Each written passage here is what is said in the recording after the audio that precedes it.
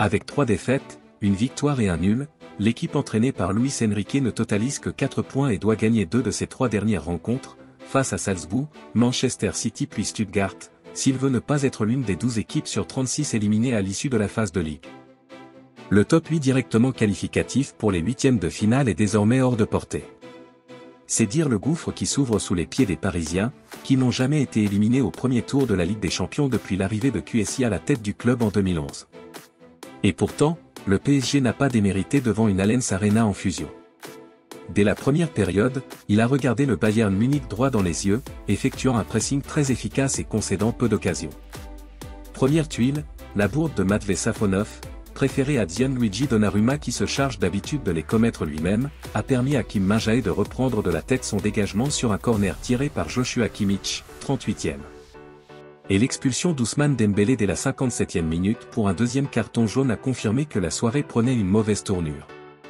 L'un des détonateurs offensifs de la saison passée, qui souffle le chaud et le froid depuis quelques mois, pourra s'en vouloir. Son premier carton jaune a été distribué sur une contestation en première période, preuve de sa nervosité alors qu'il doit être un leader pour ce jeune PSG. Son équipe revenait pourtant du vestiaire avec les mêmes intentions qu'en première, avec un combat physique intense pour disputer la possession du ballon à des Allemands qui en raffolent aussi. Maigre bilan offensif. Néanmoins, malgré ses promesses dans le jeu, Paris n'a toujours pas montré d'efficacité en Ligue des Champions. Les frissons sur la cage de Manuel Neuer ont été très peu nombreux. D'abord une frappe écrasée de Dembélé qui a oublié de décaler Bradley Barcola, démarqué, 20e. Puis sur une récupération de Fabien Ruiz, Dembélé obligea Neuer à faire une parade inconfortable, avant une reprise de João Neves frôlant le poteau, 32e. Le petit milieu portugais a tenté plusieurs frappes intéressantes, jusqu'en fin de match. Mais le bilan reste maigre. Alors que le Bayern Munich, lui, a eu de nombreuses occasions de tuer le match, mais s'est montré étonnamment maladroit, confirmation que le mandat de Vincent Kompany s'ouvre sans euphorie.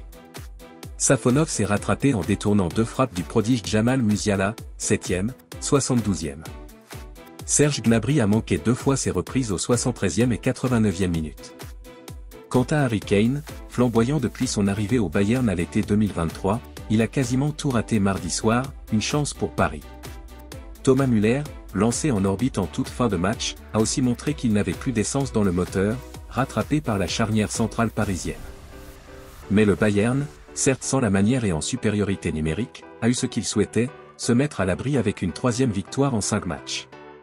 Avec 9 points, il ne lui manque plus grand-chose pour assurer une place qualificative au moins en barrage. Pour Paris en revanche, insulté par les ultras bavarois en fin de match, tout reste à faire. Le match à Salzbourg arrive déjà dans 2 semaines et l'erreur sera désormais proscrite.